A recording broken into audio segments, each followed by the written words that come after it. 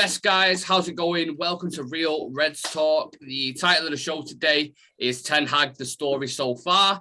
And that's because today we are going to be taking an in-depth look at our new potential manager, Ten Hag. But before we get into the show, we've got three legends in the cut that we need to introduce. So, Sam, first of all, how are you doing, mate? I'm all right, mate. Technical hitches aside, but we're all good. Oh, God, yeah. Absolutely. We'll put that behind the scenes where nobody sees it. Yeah. Adam, how are you doing, mate? Doing good, other than waiting issues. Yeah. We all know. Shreays, how are you, mate? I'm doing fairly well. I know it's late over there, but your energy levels are looking decent, so we're nice and ready to go. Now, we're going to be taking a look at where it all started with Ten Hag soon, but I just want to gauge your thoughts on the current situation. Obviously, a lot of news surrounding him at the moment. How you lot see it playing out, and do you believe the current hype around him? So I'll start with you, Shreays, if that's okay. Are you of the opinion that he will be our new manager? Does it excite you? And what message would you give to United fans if we did bring Ten Hag into the fold? I think out of the options that are currently put out on the table for us, I think Ten Hag is the best choice because the way he plays his team and the way he is able to develop players at the same time, make them regain their confidence, and the kind of versatility he brings to the table as well is something that United have missed for quite some time now. And if I'm a United fan right now, and I see someone like Erik Ten Hag coming to the club, I would say that for the first time, the club has actually made a good decision, because I do see a much brighter future and a much stable future, I would say, under the likes of Erik Ten Hag, because he is a very strong personality in that locker room, where the way he has conducted himself at Ajax has been flawless as well. So going for an Erik Ten Hag, I think it's going to provide a much stable future. And if we are in the race for winning trophies and end this dry spell that we've had, I think Ten Hag is going to be the best option for us. And I think it's important to emphasize time. Like if he does come in and we do get him, we need to emphasize like he needs time, because we know the issues at this current club at the minute. Sam is obviously a well-known figure in Europe, done extremely well with Ajax. But is there a case of United just being a completely different animal in terms of the egos you have to manage, the board you have to work with, and not to mention how competitive the Premier League is? It's not just like all those factors are important, obviously, but the scrutiny he's going to get at United is next to none. Like, It doesn't matter which manager comes into United, you are going to have the entire world's press focused on you 24/7, questioning every decision you make, every pick, every tactical move, anything you do. You're going to be questioned, you're going to be pulled apart. You have pundits on television, former United players telling you you're shit, you don't know what you're doing. You're going to have that every manager thinks, oh yeah, I can deal with criticism. When you're at clubs like Ajax, no offense to Ajax, they're not a massive club. Like, they're not. When you're at that, you think, oh, I can deal with criticism. It's another fucking level when you come to United. Look at David Moyes. He couldn't handle it. Like, I'm sure, like, obviously with the job he's doing with West Ham, he's doing quite well.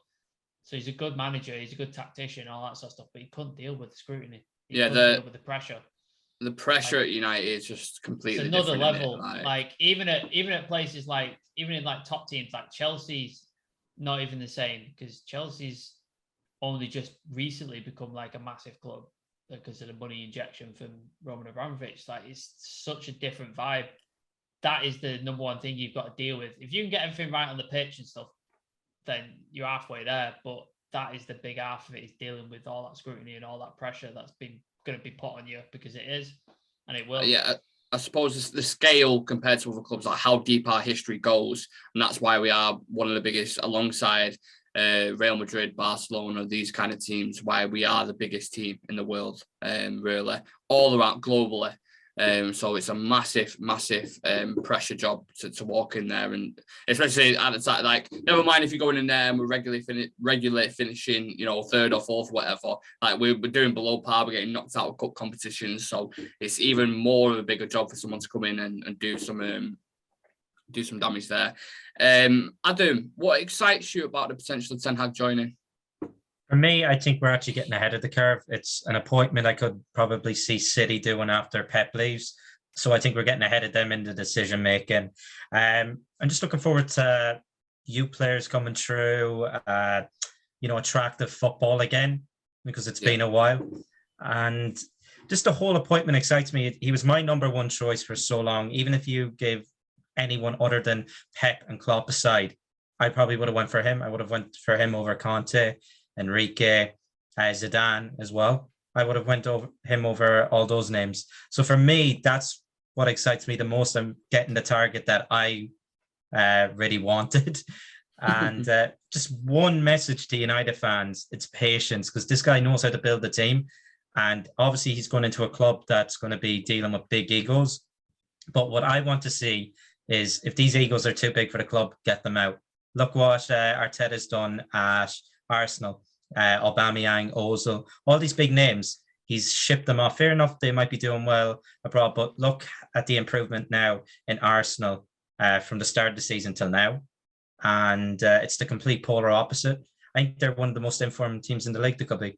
Just on that point, Adam, sorry to interrupt you there, but you make a great point about Arsenal there, because Aubameyang, who is the club captain, who's essentially setting the example for them young players like Smith Rowe, Saka, all them kind of guys that are coming through. He's setting the standards. People look at him thinking, well, he's throwing his dummy out the pram. He's the captain. Maybe I can do that and stuff like that. So getting rid of him was pivotal in order to develop these kind of players. Sometimes it works the other way, where you have an experienced player like Lacazette stayed there, and he seems to be the experienced figurehead who, sort of brings these lads together. And I hate comparing us to Arsenal because we're not Arsenal, but we are in a similar situation in terms of, like, if you remember that proper toxic period when Xhaka was coming off the pitch, he threw his armband on the floor. Yeah. He was giving it like all this to the fans and stuff. Like, we've had like bits of that this season with our players. We've had there's constant things with Bruno. We know how much he moans. Ronaldo storming off the pitch, not clapping the away fans, and all this kind of stuff. We know the issues. So yeah, I just thought it was a great point you made about Arsenal there as well. Yeah, it happens. We've seen it all this season. I think it's the lowest we've been in probably the best part of a decade. I think out of everything that's happened, it's the worst season I can remember anyway. Not even in league position terms, but just overall at what a mess it's been. We've had to basically throw a club legend out, like, right decision, but it should have been done earlier. And I'm just hoping now we can actually build something. We have the opportunity, the best opportunity for a major clear out, get a manager who can rebuild a squad. And it looks like we're getting that. And it just positive I'm hoping for a positive future. And I feel like if the club and board put their mind to it, I know it's a big ask from them, but if they put their mind to it, it can be achieved. It might take a while, best part 2-3 seasons, but just be patient. The problem is half the fan base are not going to be patient. Like, it's not going to happen because our fan base is so divided. Like, we had the first unified front against the Glazers like last summer with the Super League protests. And as soon as they bought some shiny new players, half of those people went, oh yeah, it's all fine now, and fucked off. And didn't carry on the anti-Glazer rhetoric, which left the power back in their hands. And I fear history repeating itself. I fear Pochettino coming in and then just signing Declan Rice and Harry Kane and going, we're advancing the club. We've got the new manager. We're getting the central midfielder you've wanted for about 8 years. And we've got a striker as well. Like, we're doing it. And it's just like, it's not addressing any of the problems that we've brought up. It's not addressing any of the issues that are going to crop up again in 2 years when all the fans turn on Pochettino because the Glazers haven't done the right thing and backed him and done the correct recruitment. And it's just going to continue on the cycle. And half of the fans aren't going to be patient if Ten Hag comes in and we don't win shit for 2-3 years. They ain't going to wait. They're going to be demanding his head. And it's going to be, you're going to see Ten Hag out on Twitter within 18 months. I guarantee it. I feel like we're at a point now where you get to this, you've gone through your journey, you get to this sort of, this split of a roadway, and you can either go down the right-hand side or you go down the left-hand side. And the left-hand side being the point you just made, Sam, we go with Poch, you get the obvious signings, the same shit happens again, rinse and repeat, typical United.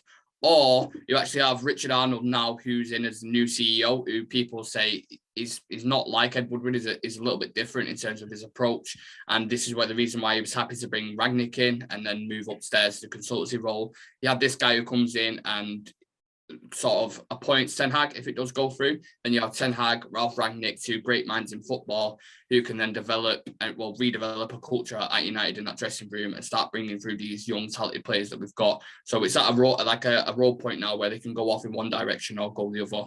And I hope obviously to go down the Ten Hag route and Ralph route, because that is, to a lot of fans who are looking at it now, that is the route we need to take, like 100%. I don't see a better route for us, to be honest. The other thing is as well, with Ralph and Ten Hag, they're going to sign young, possibly unknown players who are in their first or second contract, not quite a finished article, but like capable of being molded and trained and brought up to a level. And it's going to be half of our fan base, if not more, being like, who the fuck is this? Why are they signing this? Why are they signing these no-name players? Oh, they should go for this guy. Should go for this guy. And they're just going to be pissed off because we're not signing the superstars. We're not signing Ronaldo. We're not signing Sancho. We're not signing these players that they always demand every summer. And that's going to be another issue they're going to have to deal with if they do go down this road, that they're going to have to deal with if fan backlash that's going to happen. I think with that, the proof will be in the pudding. If the signing that he makes starts flourishing and looking like a potential, worldie, like you look at we're going to get into it a little bit later on, but you look at players at Ajax at the minute, people like Anthony and Timber at centre-back, Gravenberch in the midfield, these kind of young prospects who are wanted all around Europe, you go sign one of these for a decent price and start to develop them and they fit the system, I think you would win fans over straight away. It just depends on who you bring in and if they're the right fit. But yeah, Adam, I know you had a point on the assistant manager that you wanted to talk about. A few people not happy with certain ex-players, I believe. No, it's funny because Stretty News put out a post saying Manchester United want Ten Hag's assistant to be an ex-player. And then they were saying as well, Rio Ferdinand put his name forward, and they were also considering Van Persie. But it seems like Ferdinand kind of dismissed this. He put out on Twitter replying, "Who's feeding you this shit?" And then he was like laughing at putting himself forward. But a load of people I know want to separate kind of ex-players with the kind of coaching roles. And I'm iffy on it because like Van Persie's coming through. He's done his badges now. I think we were speaking before at Feyenoord.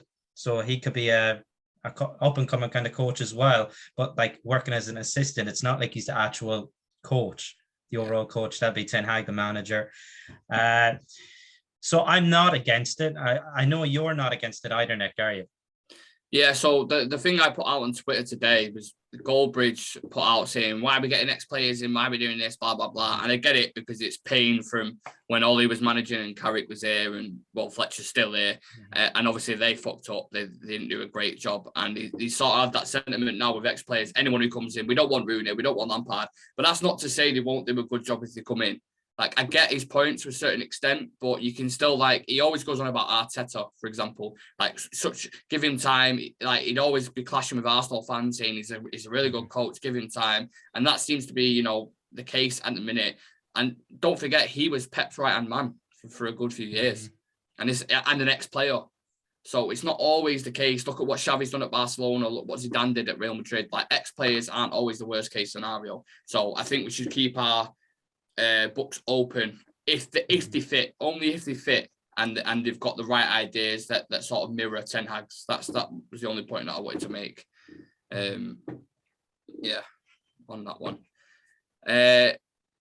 So 1 second, let me just get the thing. Shreas, I know you wanted to start us off on Ten Hag. This is the man. This is the show. It's all about him. The story so far.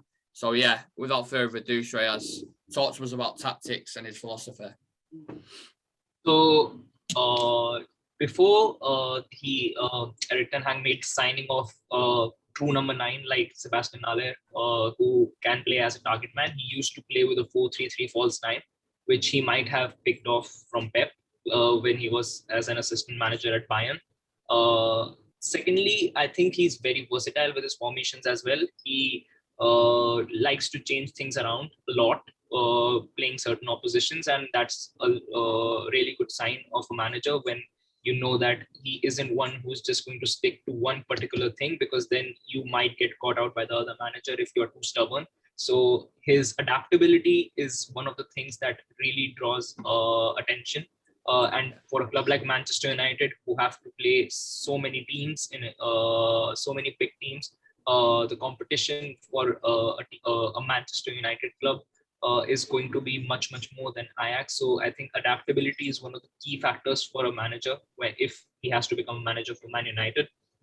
Secondly, he like I said, he likes to play with a 4-2-3-1 formation, which switches up to a 4-3-3 while he's pressing or counter pressing.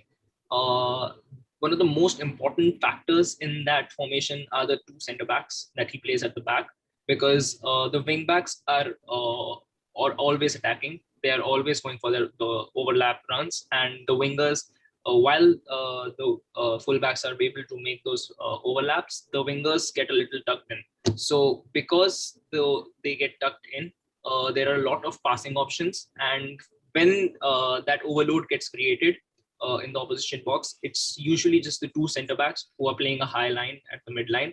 So if that kind of system has to work in our club, I don't think that the kind of players that we have right now, the players starting like our club captain right now, Harry Maguire, could fit that system, because it's not also about the pace. It's actually about being able to defend yourself in a 1v1 situation or a 1v2 situation. And Maguire isn't that kind of a defender who can handle himself one-on-one. He doesn't like to defend when someone's running at him, because he is... Can I just pick a point to you on that? Because it's interesting you mentioned that. If Ten Hag does move to the Premier League, he's going to have to reevaluate how progressive his team is, just on what you were saying there. Because having building up with the centre backs, if you're going to be risky and move up with Harry Maguire, as you mentioned there, it's even more risky, because we know what his pace is like. We know what it's like when he's exposed, his agility and all that kind of thing. So it's interesting you mentioned that, because he was one player I'd look at straight away in that system, who's a flaw in that system. Yeah, and that's why he's, I think, one of those players who would definitely not fit his system. And actually, Varane would be a perfect pick for him, because with that recovery pace and the kind of stability he brings at the back, and the way he allows the midfielders to move forward as well, it's one of the key factors of his formation. And except that, a player like Victor Lindelof could work wonders in the system as well, because another factor of the way he plays his defenders is that his defenders like to block those passing lines through interceptions. And when you look at the defenders we have at the club right now, Victor Lindelof is the best at making those interceptions. He's very clean with them as well. So Lindelof and Varane would work really well. Except that, I think Dalot can actually flourish under him as well, because attacking wise, I think Dalot is being absolutely incredible under Ragnick as well. And when we allow him to make those overlap runs, and if the winger gets tucked in and he gets played in, I think he can do a lot of damage. Similar case to Alex Telles as well, a left back that we signed who is an attacking choice, might be a little suspect defensively, but if you look at his attacking stats, he's absolutely incredible as well. So these two wing backs that we have could be ones to watch out for. And if we do get Erik Ten Hag, except that another area where there are a lot of question marks is the midfield, because under this system, when we do lose the ball, Ajax right now have Gravenberch, who is able to move back and able to help out. He is able to fill that space either at the right back spot or in between the two centre backs, because of which the long ball, which might get played in to disrupt their system, it gets avoided because of his height as well. And he is able to hold the ball up and make those short passes, touch and go 1-2s, and then link up with the attack as well. Right now, the midfielders that we have, Fred and McTominay, both aren't great to make those short passes. Their passing accuracy isn't that great either. And another thing is that they aren't able to hold the ball up really well. So under this system, both of these don't work. If Matic was a little younger, he would be a perfect fit for this system because his ball distribution is great as well. He knows how to make those short passes and then open up those areas for the wing backs to make those overlap runs as well. So I think Donny could be a really, really great option because he used to do that role when he went on to the Champions League semi-final. And he was one of the biggest prospects as a midfielder in Europe at that time when we got him. Just on Donny Shreays, we mentioned, didn't we, Sam? And Adam, I think it was. If can you imagine if Ten Hag comes in the summer and he still doesn't pick Donny? Donny comes back from his loan and it's just like, yeah, you're not getting played, mate. Like, I can't imagine a world where Ten Hag comes in and Donny doesn't get a start. Honestly, I can't imagine it. He's definitely going to be one of his key players if he does come in. And except that, I think we really don't know what the situation with Pogba is, but I really don't know if Pogba would be a player. He might fit his system, but the way he's playing right now, I don't think that he would be the perfect pick because I agree. The thing with Pogba is he with his passes, he's absolutely incredible. He knows how to ping those balls up as well. But when it comes to linking up over the years with the kind of midfielders we had at United, he hasn't really been able to do that.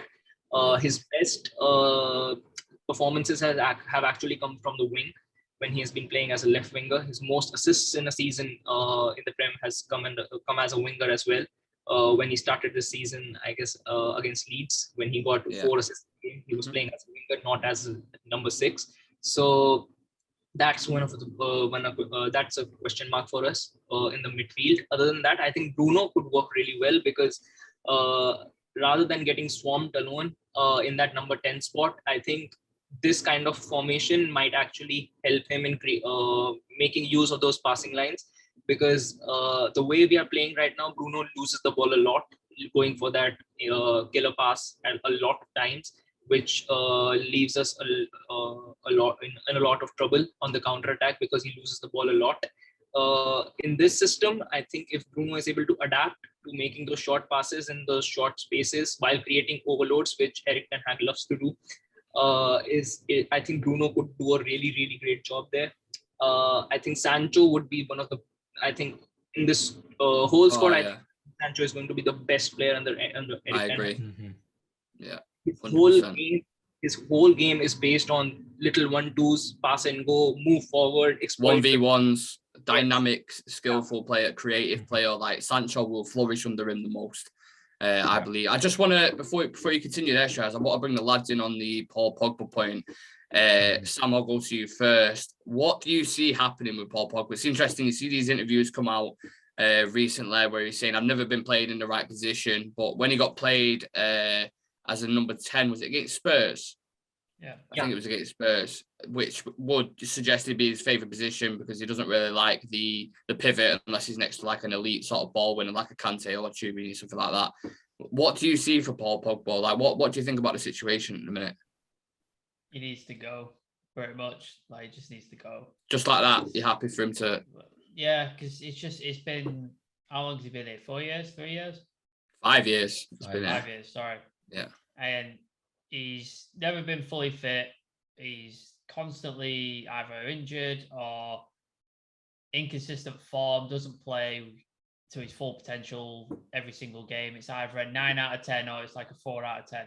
Like he's never solid 7, 8 out of 10 performances. Like a lot of players, to be fair. He's not the only one, but he's not the only one. He's not the only one. But like for that amount of money we paid for him, I'd expect consistency in your injury and in your performances.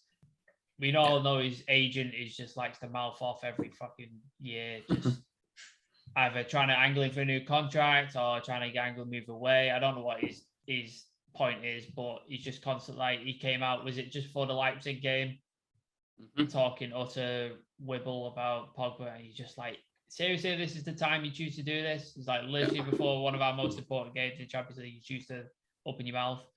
So I think he's just been more trouble because everyone goes, oh, Pogba, he's this, he's this, he's this. It's like, yeah, he is for France. He's that player for France, but he isn't for United, and he hasn't been for 5 years. He's not been that player. we put an offer on the table for him for a decent contract, and he's turned it down. He wants, what is it? He wants £400,000 a week or something.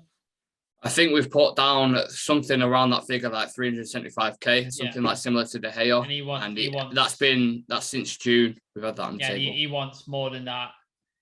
I think if we're going to go in this direction of Ten Hag, we need to just cut our losses. It'd be like, Paul, we had this offer on the table. You said no. You've mentioned all these different things. Like, it came out recently. We put it on the page. It's not good enough to win trophies. Whether I want to win trophies, whether it's here or elsewhere. Yeah. It's like, go there. Just to put out there as well, the reason why it frustrated me is because first of all, he's had the equivalent of 2 seasons he's been out. So out of 5 years he's been here, he's had 2 seasons out with injuries. So that's one thing that's bugged me. Obviously, he can't really help his injuries, but it's still like it comes with the full package. You know what I mean? And another thing is inconsistency. On his day, everyone always says on his day he's one of the best in the world. On his day he does this, but he isn't on his day every game. That's the issue. Like, he doesn't do it every game. He can look, a proper talent at times, but again, it comes back to the Martial thing as well. Same thing with other players who we know were capable of playing better, like Luke Shaw. Well, if you haven't got Sevilla's turning on Martial already, aren't they? Yeah, exactly. If you haven't got the right application, it doesn't matter. Like, you can't be the top world class. You can remind players a lot of the times how good you are, but if you haven't got the right application, then yeah, it's one of them. Adam, I just wanted to bring you in on the Pogba conversation as well. There's a report coming out saying that he's waiting to see who the next manager is. Whether you believe that or not, I'm not entirely sure. But is there a world where you could see Pogba fitting under Ten Hag? It's a weird one because as Shreays was talking there about the wingers and the fullbacks, I also had a thought in Ten Hag's system. Traditionally, he doesn't necessarily have to have a winger with pace. Like, you think of Ziyech isn't the fastest. Tadic definitely isn't. And then Pogba, some of his best performances has been on the wing. And then you're thinking, could he kind of operate there? Well, for me, I can't see him in the midfield, and that's where he wants to be. He's saying that I'm played out of position the whole time, so he's not happy that he's played out of position. I can't see his future in a Ten Hag system in the midfield anyway. We signed him, was it £90 million, something like that? And we thought we were getting a player. For me, I thought we were getting a player similar to Yaya Toure, and he just hasn't even reached half the level of Yaya Toure. But just going back on the Ten Hag system, I don't think he'll fit it, and I think we'll save a lot in wages, and I think it's just best to let him go. Yeah, I agree with that fully. Just to play devil's advocate, the one point I throw back is, to be fair, if you look at our midfield, which we've all been going on about for a long time, it's not been nowhere near good enough. And he hasn't had someone like a Declan Rice or a Tchouaméni next to him. So that's one point I'll put out there to say, right, okay, that's fair enough. But there's a lot of other things that go against him for me, where I'm just happy to sort of cut my losses and just, you know what I mean, let him go. Shreya, sorry, if you want to continue your point on Ten Hag's philosophy and stuff. Yeah. So like I mentioned, how he likes to play his wingers, they necessarily don't have to be really pacey, which brings us to Marcus Rashford. He's blessed with pace. He's blessed with pace, and he was one of our most consistent players before the season, I would say. One of the best, I guess, progressing to be one of the best wingers in Europe at the end of last season. But now that we've seen how he has actually developed and how he likes to play, when he is around that box, he either runs into a defender or he likes to take a shot. And that is one of the things that don't work under a system, because he likes to create a space by passing it around with the fullbacks as well, with the striker, the target man, and along with the midfielders as well. So the ball just keeps pinging right, left, and then obviously a space appears, and then the striker can run into it, and you end up with a goal. Marcus Rashford isn't technically that kind of a player. I think he has to adapt really, really hard if you want to make it in his system, because one thing that does work in his favor is that he's still fairly young. He will adapt to a new system. But the only thing being that since Rashford has broken into the team, he has been playing a particular style of football under Mourinho, under Oli, which has been kind of slow and counter attack as well, really, in it a little bit. Just to pick you on one of the points as well, I think Ten Hag's philosophy is kind of opposite to how Jose Mourinho's like 05 Chelsea is like. If you look at the Chelsea team, how physical they were, you had the likes of like Essien, Makalele, people like that in the team. But then Ten Hag seems to go for more like football IQ. Do you know what I mean? Like that's the difference for me. And Rashford and Maguire and a lot of these players simply. Who'd you say then? They completely lack it. Yeah, none of them. There's a lot of them haven't got football IQ. So that's worrying if you Ten Hag coming into that, like he's gonna have to bring a few players into the fold in that regard. Because if he isn't actually provided with the player he wants, I wouldn't be surprised if he actually plays Mata in that role as well. Because when it actually comes to footballing IQ, I think he's one of the best that we have at the club.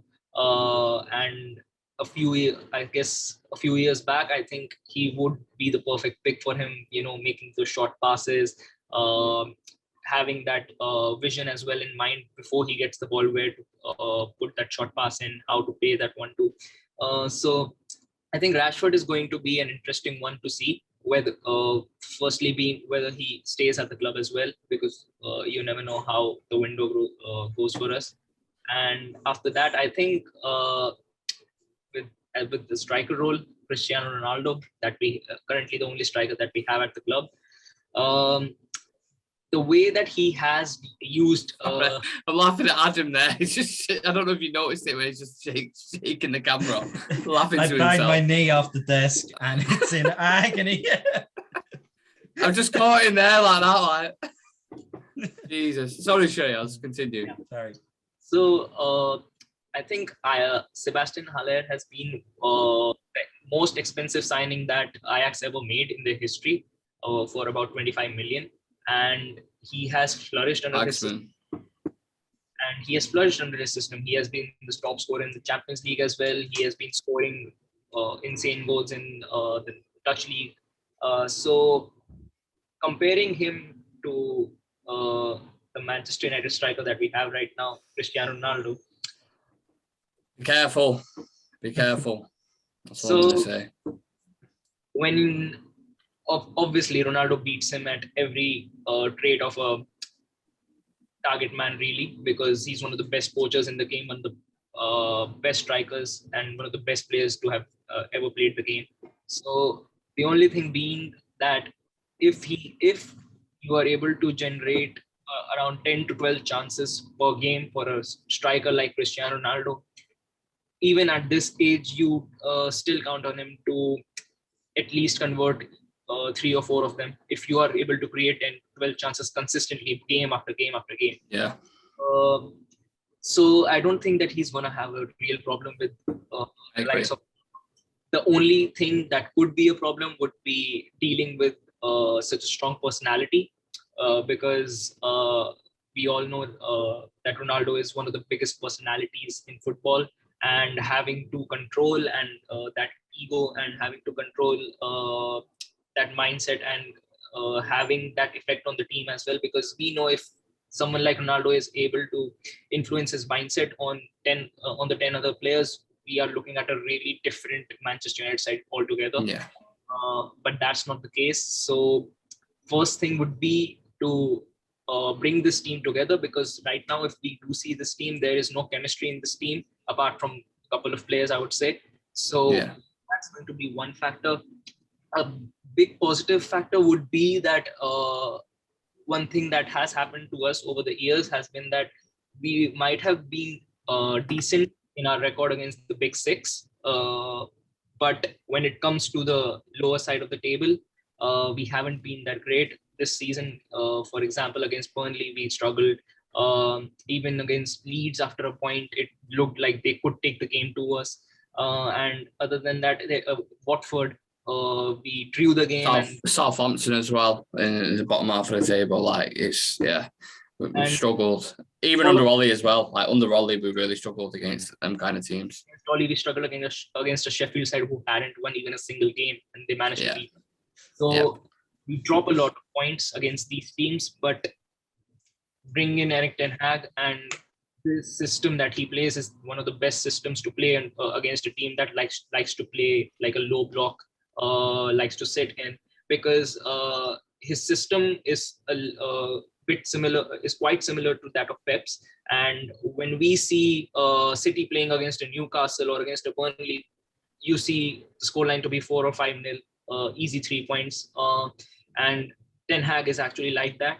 So if we do get him, one of the biggest positives would be that games that we look into and say that we'll have to grind a 1-0 or 2 wins Cappy win, we'd be looking at it with much more confidence and saying that, yes, we are going to win this game easily 3 or 4-0 if we are able to back him, and if the players listen to him as well. I don't think there's going to be much issue with them.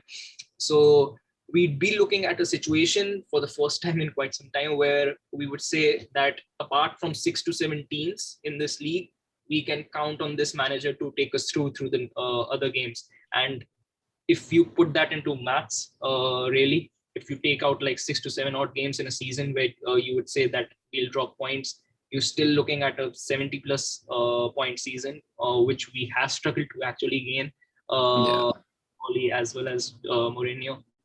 So I think overall, Erik, the way he plays his system, the only thing would be how he is able to choose the centre backs and just one midfielder, because other than that, pretty much everything is covered in this United system. We got really great talents coming from the youth academy as well. Garnacho being one of them, flourishing in the youth squad. And I think the youth squad, the players that he picks and develops, are going to be really, really interesting to see. The likes of Ahmad coming back from loan. Hannibal will be one, I think. Hannibal Mabry will be one that he definitely looks at. Even Elanga and Pellistri coming back as well. So I think these 4 to 5 youngsters will actually have a major role to play next season, because when with a manager like Erik Ten Hag, it's all about who's more hungrier and who's ready to put the work in. And if you are able to show him something, then he's definitely going to give you a shot. And so I think if this system and this mentality gets applied from the not just the youth, but the first team as well, look at 11 hungry Manchester United players on that field, I think we'll be looking at a completely transformed side and a much positive and attacking side as well. So I think apart from dealing with a couple of big egos and social media PRs, I think Ten Hag is one of the best choice. And if we don't get him, we all know that when Pep leaves, he's going to be the next City manager, because he's one of the best prospects out there. So if I'm not, but if I'm at the board of Manchester United, I'd be ready to pull out those contracts. And it's just about patience, because you after even half a season, you'll be able to see what he actually wants. Like we have seen glimpses under Ragnick as well, how he wants to play his team, and why he's interested in Ten Hag so much is because their mindset matches a lot. So I think this system, and with someone like Ragnick beside him, I think we'll be looking at a really, really stable and really positive Manchester United side. And it's going to be really interesting how he chooses his players from this lineup, because Rangnick will have a say in that as well, because he's worked with these players for about 5 to 6 months. Two of the most positive players for him being Scott McTominay and Luke Shaw, who he says are pretty adaptable to the system and they are ready to work and learn new things. So it's going to be interesting to see how he deals with the captainship and everything else as well. So a really positive and stable choice would be Ten Hag, because his footballing side and his footballing IQ is also really, really great. Similar to his counter-pressing styles being similar to Liverpool, because one of the stats being that the only team after Liverpool to be that high pressing and even the counter-pressing is Ajax. So that being in the Dutch league and still being able to pull those stats, I think it definitely speaks for something. So I'm really, really impressed by his play and the kind of players that he has been able to develop, with people leaving and then him being able to fill those places in by not even some big names, just developing them and then even making great strides in the Champions League. So it's going to be a really, really interesting show. Now that is in-depth analysis. But that deserves a fucking clap. That does. That is in-depth analysis. That is. I love it. I'm gonna throw this away because fucking point. No, I love that. I love that. Every point you made, I was like, yeah, you know what, I agree with that. Yeah, I agree with that. So fair play to you, Shreas. If you was selling Ten Hag to fans now, if you had like 10 fans in front of you, you're at a market stall and you're trying to sell him, I reckon probably 9 out of 10 people would probably go for that there. But only being you always get the one person who wants to be niche and go against it. Like, but yeah, Pochettino. Yeah. I won't push. Yeah, you always get them guys. But yeah, love the analysis, Shreas. Lads, do you have any points to throw back or any questions or anything like that? Other than fuck you, Shreas, because you've took half my stuff. That's fine. It's gonna look like I've done fuck all research because he's took all my points away from me. Well, just do half the points you've got or whatever. We can work with it. And I can throw you some questions if needs be. Adam, you got anything to add to that? I think Shreas has covered a lot of ground there, in fairness to him. Yeah, he's covered a lot. I like the point about the non-traditional kind of, wingers, how we can make them work ball, like their passers to the ball. He talked about Mata. It's a shame Mata, he didn't come in at around the time when Mata was like in his mid-20s, because that would be a player then that he would love because of his football IQ. We bought him and played him out of position the entire time. We could actually utilise him in the right. We bought him as a number 10 and then played him on the right. Like, you know what I mean? Exactly. And I think he'll develop the fullbacks a lot. I don't know what Wan-Bissaka is going to do. I think he's at risk. It. Absolutely fucked it. Yeah, he's at risk. Give Patrick Vieira a ring, see if he'll take him back to Crystal Palace. Take him back at Palace, yeah. What, for 20 mil, if we're lucky? Oh, I take half that, honestly. I take 10 million. Yeah. You gotta be ruthless, cut your losses. We've seen other big clubs do it, and I think it's about time we decided to do it as well. Yeah, if you're thinking about Ten Hag coming in, I think Dallow's the guy in it. As you mentioned, then with the importance on the wing backs, the way Pep uses Cancelo and Kyle Walker, it's very much the same. When you have that sort of that 4-2-4, the whole attack line, and then the wing backs will tuck in narrow and be like playmakers in that sort of system. So is Laird the right back? Yeah, Ethan Laird's the right back. Yeah, that's a good point. Yeah, there's your backup, isn't it? Yeah, Dallow and Laird. Dallow's your fullback and Laird's your backup. Somehow, I don't think Brandon Williams will be coming back into the fold. I think he'll be sold to Norwich or something. And Tellers will probably be used there unless Shaw can kind of adapt. But made lots of great points there. Sam, I believe you've done a bit of digging in regards to his time at Bayern Munich. It's going to look like I winged this because Shreas has got into so much detail and took half my stuff, but there you go. It doesn't matter. You've done the digging, but he's done the grave robbing just before. No, I love it. You can come at it from a different angle. Obviously, it's his time at Bayern Munich, in it. So there wasn't a lot of information like out there based on his time. There was a lot of stuff about him mentioning, like in the Ajax job, how he learned from Pep in his time at Bayern Munich. But there wasn't a lot of sort of tactical or sort of detailed info. So I had to fall back on a lot of stats looking at it to get any information. I watched YouTube interviews on the Bayern Munich YouTube channel in German with English generated captions on just to try and find dedication. Something. We love the dedication. But they just talked about the usual press conference bullshit where they're like, oh yeah, we're positive about a good season, but there was nothing of substance in it. But anyway. He came into Bayern Munich in 2013 after managing a team that I've never heard of before, but apparently Mark Overmars has a controlling stake in it, something Eagles, something like that. Yeah, I know you mean. He was a player, had to retire early at 32, played for FC 20 due to injury. but didn't get his first sort of managerial job till like 10 years later. So played for FC20 due to injury. no, he retired due to injury. Oh, Played right. for I FC20. was going to say that. Like, what? No. Yeah, my bad. Sorry. But they get a managerial job to like 10 years later, which is strange. Normally, when players retire, they go straight into management. But there you go. Pep took him with him when he was at Bayern Munich, so like 2013, 2015. He was the Bayern Munich. Did they call it Bayern Munich 2 or is it Bayern Munich Reserve? I don't know what they call it because you've got Barcelona B, haven't you?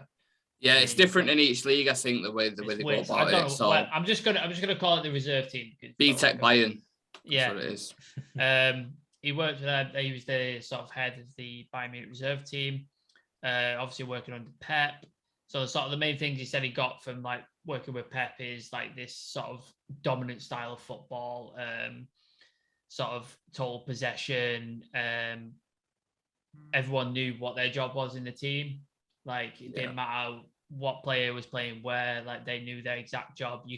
He said you could play them blindfolded, they know exactly what they were doing because they were repetition, that well positioned, all that sort of stuff. You see like Pep doing it with City, like even if they were up 4-0, if Riyad Mahrez is slightly out of position, he's down on the touchline having a go at him. Yeah. That's the kind of thing he's come from. He's apparently a bit of a sort of not taskmaster, but a obsessive and a sort of eye for detail is like bordering on the OCD level of stuff. When he was a kid, apparently when he was playing for football, he wanted to become better so badly that I think he was about 7 years old. He volunteered to play for 2 other teams after playing a game already because he just wanted to become better. And he came home from these 3 games. His mum asked him what was wrong because he was throwing up upstairs because he was so exhausted. Not a bad trait to have if you're obsessive, I suppose. But then, like another thing, there was a midfielder who played underneath him at Bayern Munich 2 who said he used to go out on the pitch every morning to see how high the grass was to make sure it was the perfect height. Like that's the kind of level of detail he likes to do. So this is 2 kind of analysis here. This is why I like it because this is more what type his personality, what type of guy he is. Well, I'll get into stats and stuff as well. Oh, I like it. So obviously with Pep, one of his big sort of well, not a big criticism, but one of his main criticisms, he's not very his defenses are not very solid, and he doesn't seem very interested in changing it or adapting it or making it better. That's where he's sort of weakest, and he's just very focused on the attack. Like his whole philosophy is possession, passing, and attack, but just get it forward, attack. Like that's what he does. But he plays in obviously that horseshoe pattern that he likes to play from one side and just passes round and just keeps going until he finds a space. Gets to the byline. So why like Ten Hag, he liked that sort of football, enjoyed it. He started formulating, obviously he wasn't going to be Bayern Munich reserve coach forever. Like he had ideas, like he wanted to be a first team manager at some point. So he started forming ideas where he wanted a more solid defense line. He wanted to be better and more sort of focused on that, and not only be focused on the attack, be better out, be really good out of position as well as in possession, stuff like that. So he knows what he's talking about on both sides. Like he's not just interested in all out attack and possession. In terms of stats, like he had 72 matches at Bayern Munich reserve team, 48 wins, which 10 draws and 14 losses, which gives him a win percentage of 67%. Which is pretty fucking good. 33% clean sheet rating, which is, I think it's not too bad. In the sort of 72 matches, they scored 82 goals, which is, I think, a decent record. Yeah, the XG of 2.17 per game. So, high scoring teams, a lot of goals, a lot of attack and stuff like that. He sort of made a name for himself quite a lot by the time he left, and I think he went, was it Utrecht he went to after, I think, before he went to Ajax. He went to Utrecht, and Bayern Munich actually kept tabs on him while he was there. And then when he got to Ajax, I think after the season when Hansi Flick was leaving Bayern Munich, they contacted him and basically said to him, like, we want to pick you. Like if Nagelsmann falls through, you're basically our choice. So you could have ended up with a Bayern Munich job if Nagelsmann didn't happen. So you can see how highly he's rated by Bayern Munich if they're tapping him up already. Definitely. There wasn't a lot of notable players in there. The only sort of notable player that you probably know is Højbjerg, who's now at Spurs. Obviously, he went to Southampton and stuff like that. So he played underneath him at Bayern Munich too. But also, Shreays and Sam's brother and Frank Ribery's brother also played underneath him. Okay. Are they still playing professional football to this day now? I think so. They're playing elsewhere, but nowhere like big. They didn't. Like, their careers weren't that sort of well known after that. He's tried to implement the style he's basically learned underneath Bayern Munich at Ajax, and just adapt it to his needs. So that'd be something I think he'd do at United. Like, I don't think you'd see the exact same thing you're seeing at Ajax. I think he'd adapt it to the Premier League, to the team that he's playing with you at United, depending on which players and all that. I know in the interview he asked about budget. He asked about budget and he asked about long-term vision, scouting and stuff like that. So I know that he can work to a budget. He's not necessarily a massive spender like Conte or like Pep is, where they'll just go, right, I want to get him. All right, he doesn't work, right, fuck him off. Well, he's had to at Ajax, hasn't he? He's had to work on a low budget Which and works. Players. It works for Glazers, Glazers because he's not going to do that. But he did ask about budget, so I think he wants to get his spine in basically, and then he's obviously going to bring in youth players like Shreays mentioned, and then maybe get Ralph out scouting for these like gems that he's obviously brought in, or players that didn't necessarily work elsewhere, like he's done with Haller and Tadic and stuff like that. So he's done his, what's the thing called? Not his dues, but he's done his I'm trying to think of the phrase, I can't remember what it is. Basically cutting his teeth. He's cut his teeth at the correct level. So he's done like a really unknown team, and then he's been assistant manager to possibly one of the best coaches on the planet. So I think he's done it the right way. He's not coming in with a massive name or a superstar ideology or a superstar name or anything like that.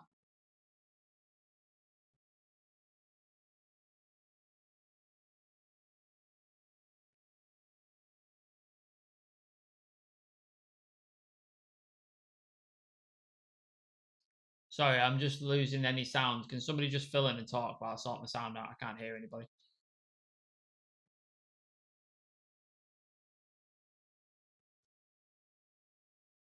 In the Eredivisie, a lot of people tend to look at the Eredivisie and think it's not really a thing you should compare it to, obviously with him coming into the Premier League. But I've got some stats here, right, from when he was, from now, his time now at Ajax. So he's currently got 60 plus 67 goal difference.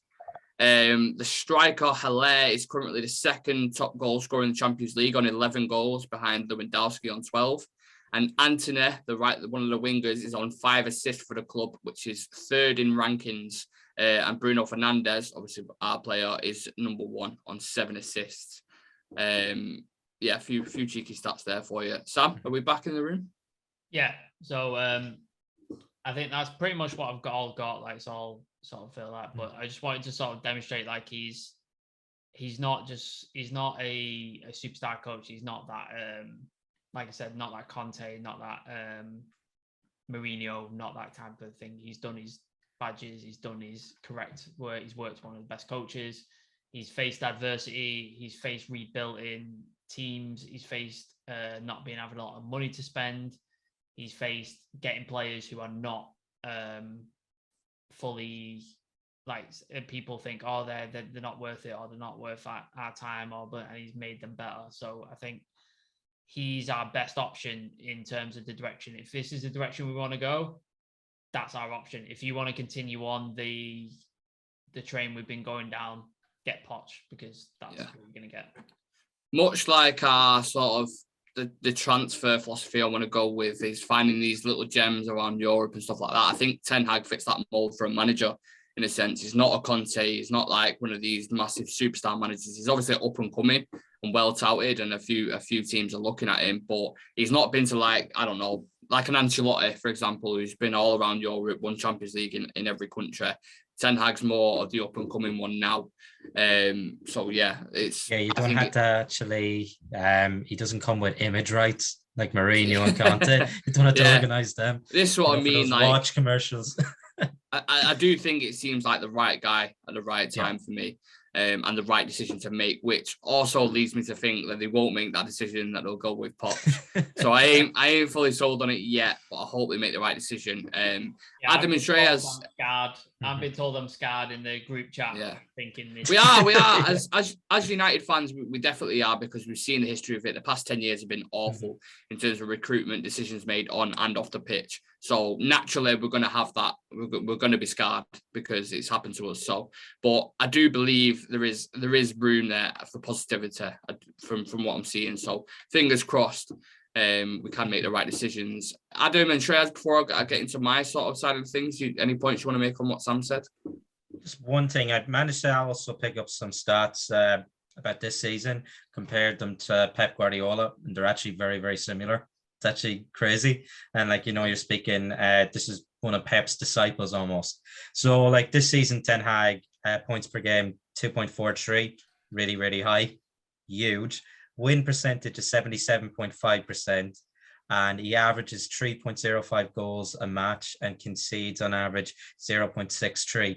But when you compare that to Pep Guardiola, Pep has points per game of 2.32, a win percentage of 72.73, 2.52 goals per game, and 0.75 goals conceded on average. So for me, they're very, very similar there. Yeah, they are. And I know Pep's in the Premier League, this is the Eredivisie, but we've seen even in the Champions League what he's done.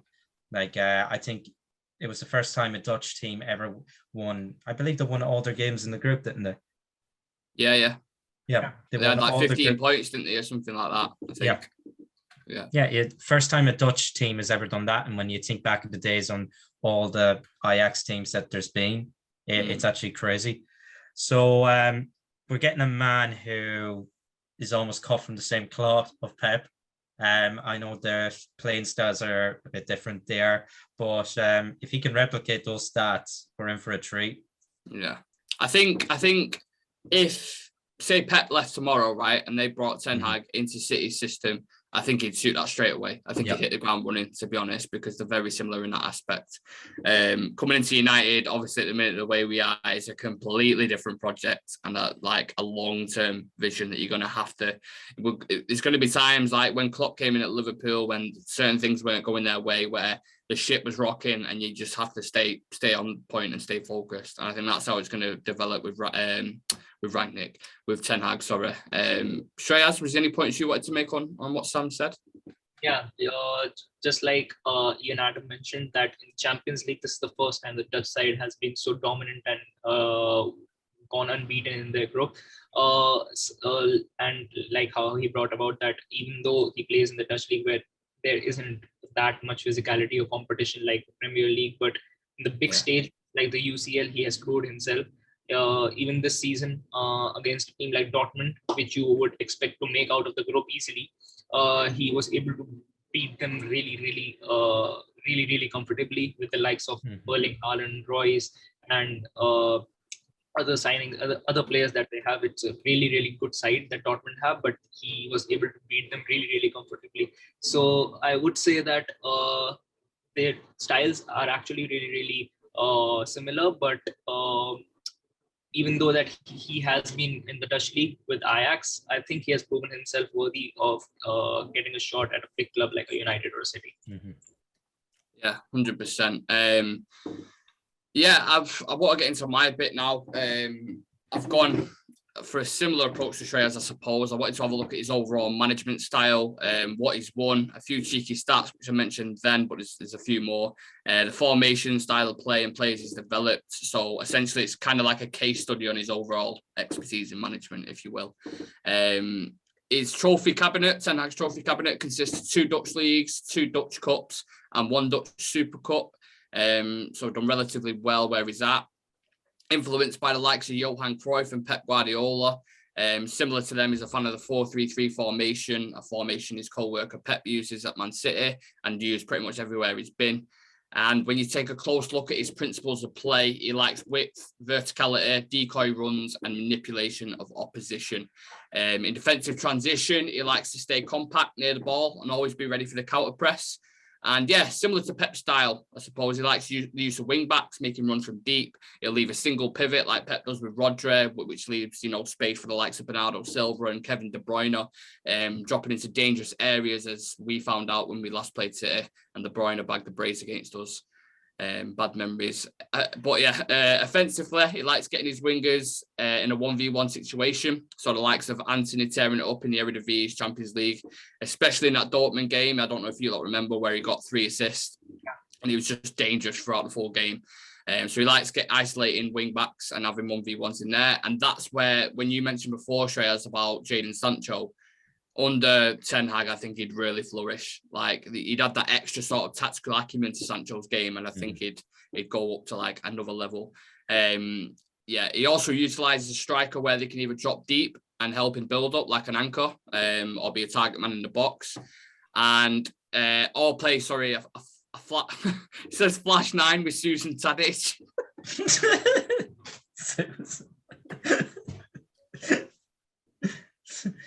A flash 9. It's supposed to say a false 9 with Dusan Sam's Tadic. forgot he's muted himself. That Dusan's wife, that one, Susan. Susan Tadic. Oh my God. Yeah, Dusan Tadic, sorry, the false 9. And one thing to note is the foundation of Ten Hag's build-up are solid, but the value isn't only how to progress the ball or how to create, it's also how they can utilise coached movements and problem solving. So there's much more to the eye than just sort of, fluid movement and quick transitions, much more. And if you bring this philosophy to our team currently, I see these principles of play being able to be copied over basically to United, depending on the individuals he can bring into that system. And if Ten Hag moves to United, we can expect a strong brand of possession-based football where players have deep-rooted knowledge in terms of their role and how to break down the opponent systematically as a team. One thing that impressed me, if you look at it, how he's managed having all of his best players being ripped out of that team that made it to the semi-final and put on a clinic in the Bernabeu, the likes of Donny, De Ligt, De Jong, Ziyech, sold because Ajax is one of them clubs that develop players and then sell them on for a decent price. He completely rebuilt that team and got them back to a similar standard in Europe. And I know they went out in the round of 16 of late like us, but look at the likes of Anthony on the wing, who I mentioned before, creative, dynamic footballer, developing nicely. Timber, a young centre-back, promising. A lot of teams in Europe looking at him. Gravenbach in the midfield. We all know about Gravenbach. I know he's a Raiola client, but he's a very, very good player. And I'd be looking at him, even if he's a Raiola client for United, because he's that good. And yeah, even Haller, who we brought in from West Ham, where it wasn't going too well. And now he's second in the Champions League for goals scored, 11 goals, which is absolute crazy. But just a fun fact on that as well, by the way, Ten Hag actually worked with Haller at Utrecht before. So now that transfer doesn't seem as mad, does it? Obviously working with him previous. But yeah, all looking like phenomenal talent, and that is full credit to Ten Hag, how he's coached them, full credit, how they're developing. So that's something I love about him. He develops players really well, and could take a player of average who looks average, in the Premier League like Haller, and bring him to the top level in Europe.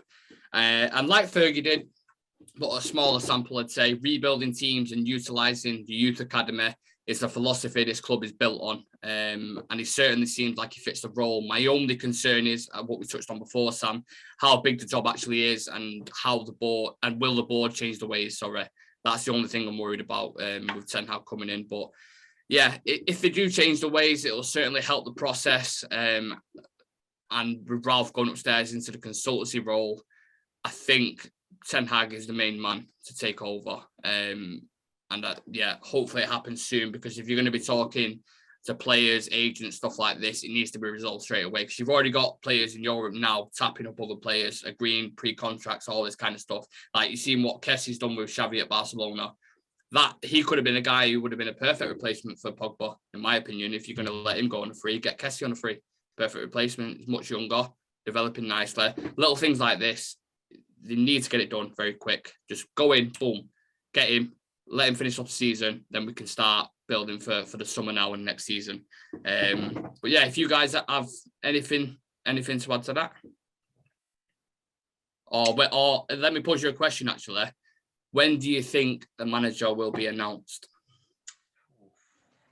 I think there'll be a leak from Romano or something like that at some point in the next couple of weeks. But I don't think United's going to officially announce. They're notoriously late with announcing anything, aren't they? Like, we all knew Sancho was done about a month before they went, oh, here he is. That is the picture. Yeah. So I think we'll find out something in the next couple of weeks, but I don't think United will announce anything to the end of the season. Okay. I don't know what's your take on it. When do you think, and I'm not talking like official announcement, because you can't really officially announce it until obviously the season's over and Ten Hag's season's over with Ajax. But I suppose when they sort of say, yeah, Ten Hag's the man, it's done and dusted, it'll be a Man United manager in the summer. I feel like it'll be around maybe first week of April, second week of April, Easter time. Around then, if they kind of drag these things out, but it'll be a leak, as Sam said. It's not going to be any official announcement.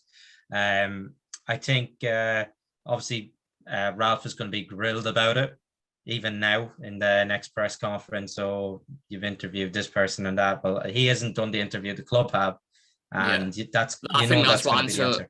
That's what answer it'll give us, but yeah, it'll give Adam in that press day. But like, I don't run this. My focus is solely on the club until the end of the season, and then we'll talk about it in the summer. You know what? That's what he's going to answer. It's been the perfect time now to announce it because it's an international break, so Ralph won't have to face the press or anything, and then you got time to prep your answer and so when the press comes to happen, he's got a prepared answer ready to go. Well, a similar thing happened with Conte. We had a perfect window in the international after we got slapped off City to go get Conte in that window, and they didn't do it. It was like, no, Ollie's the man. We waited 2 weeks, got slapped off Watford 4-1, and then they went, oh yeah, actually, we'll get an interim manager in. So yeah, again, hopes on that aren't really great. Shreas, when do you think it's going to be announced? I think it could be anytime after the international break ends, because right now the club is in a really, really bad place, getting knocked out of the Champions League, top 4 being a really big question mark. So they definitely need to bring about something that would actually cheer up the fans a bit and take the eye off the failure this season has been till now. And so I think even the board will be really desperate to bring this news out about the new manager, whether it's Ten Hag or someone else. But I think we'll be seeing it very, very soon after the international break. Yeah, hopefully, fingers crossed, because they need to kick up the arse and to get into action. You look at previous years, as we mentioned a few situations there, but this has happened for ages. We are so slow on everything, absolutely everything that we do. And even one of I keep going to say Ragnick, one of Ten Hag's good mates, I was watching Sky Sports News before, and he was like, well, there's 2 other clubs who want Ten Hag as well, who he's been talking to, and one of them is specifically excited about. So that's the last thing you want, another club sort of tapping him up before we're sort of dragging our ass to try and get him. So United, go get him, go get the man. Ralph, I'd use it. Like, I'd be like, look, they say to the players in the thing, look, Ten Hag's coming in the summer.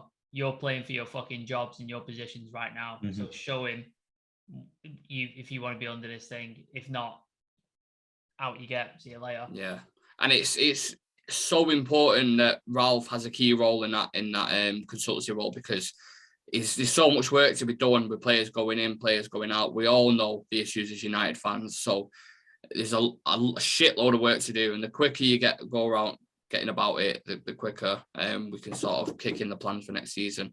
But yeah, 4 very great points there, I must say, on the story of Ten Hag so far. I'd like to thank you all for joining me. Adam, thank you very much. Shreas, pleasure as always. Love the analysis. And Sam, love the different view on it. I like the personality, the little things about the blade of grass being too short and stuff like that. I actually really like, because it's different to sort of usual tactical stuff. I like both of them, but yeah. Just don't give me Poch. Don't do it to me. Yeah. Yeah. Sorry. And to give you my answer as well, I think it's going to be announced soon. I think that's just my opinion. Soon? What does soon? What give us ballpark? Can't say a specific date and time and seconds. Weeks, months? What are you talking about? Days? Weeks. Okay. I think it's going to be in the next few weeks, if I'm honest. I think it has to be. I think if you leave it any later, if you start waiting until May or something like that, I think you're leaving it far too late. And the opportunity is now. We've got an international break. He's already interviewed Ten Hag. And then they've got 3 more to interview, haven't they? I'm sure over the next few weeks now, you'll see Poch is the man, or Lopetelli's the man, or Luis Enrique is now the man. Like, you'll get journalists jumping on it. Know who the 3 names are. That's who it is. So it's Luis Enrique, Maurizio Pochettino, and Lopetelli, who's at Sevilla. Lopetelli, the other one. I didn't know who the third one was. Yeah, so that's the 4-man. I think obviously Poch and Ten Hag are the main front runners, but they're the 2 on the list as well if all goes wrong with them. But yeah, see, it's going to be Poch or Ten Hag in it. Yet to see. Thank you all for coming on. Thank you everybody for watching. If you haven't already, like, subscribe, comment. Any form of support is much appreciated. Trust me, from me and all the lads as we're trying to grow this community and grow this channel. So yeah, thank you for watching. We'll see you in the next video as well. All the other videos that are underneath, because you're on YouTube now, all those videos, go watch them, go like them, go comment them, share them, all that stuff. There's all of them. Content. There's like little short ones, like the Old Trafford renovation, and there's big, massive, long ones that are 2 hours long on the rebuild of Man United. So whatever your flavour, we've got it covered. A variety of content. Follow our Instagram, Real Reds Talk. Follow our Twitter. Follow our TikTok. I think that's covered it all. Facebook as well, yeah. Real Reds Talk will pop up. We'll be there. Yeah. Badge and stuff like that. Yeah, man. Follow all of them, please, as well, because that. Yeah, man. Out as well. And just to let you know, tomorrow we've got the youth review with Ross. Me and Ross are doing that. So we're going to take a close look at the young talent we've got coming through. So that'll be interesting. We've got Statman and Robin, me and Adam on Friday, which will be what we're looking at again, Adam. Try to remind me. We were looking at 2 players like who could potentially come in. What was the name again? Trying to think off the top of my head. Yeah, so some of our targets, wasn't it, basically? That it was some of our targets. Yeah, well, like we've looked at Nkunku, Dybala, obviously coming, like, well, he's not coming to us, but he's going to be a free target in the summer. Could look at him too. Yeah, those sort of names. Them guys, from a statistical point of view, as always, on Statman and Robin. And then Saturday, me and Shreas, is it? I think we've got, what have we got Shreas on Saturday coming up? We've got the current situation with the captaincy armband and the PR stunt that they pulled out for Harry. Yeah, so a bit of a different, diverse show there. That's going to be interesting as well on Saturday. And then to end the week, we've got Sam's show on Sunday, which, Sam, if you want to let the viewers know what we're going to be doing then on Sunday. What I'm doing. Well done promoting that there. Well done. Just gone blank. It was a show, so me, you, Severe, I can't remember who else was on it. Maybe Adam or Shreas or Dan. I'm not entirely sure. I'll get the schedule up now and I'll tell you all exactly. Literally, my mind has gone. No, I've got it up here. It's cool. So we've got on Sunday, sell or keep MUFC squad evaluation. We're gonna just go through the squad and then we're gonna decide whether we'd sell them or we'd keep them in after the summer, because I have a feeling there's going to be quite a lot of sales going on in that team. So I also have a feeling there's going to be a variety of different opinions, because as we know, Severe's a big Martial fan and all these kind of guys. And a Pogba fan. And a Pogba fan. So yeah, be interesting to get, as always, Severe on the show with different opinions. But yeah, that's the rest of the week. That's how we're looking. Lots of content as always, fun content, and we'll see you in the next one tomorrow for the youth review. Thank you for watching, guys. Thank you all for joining me, lads. I'll see you in the next one.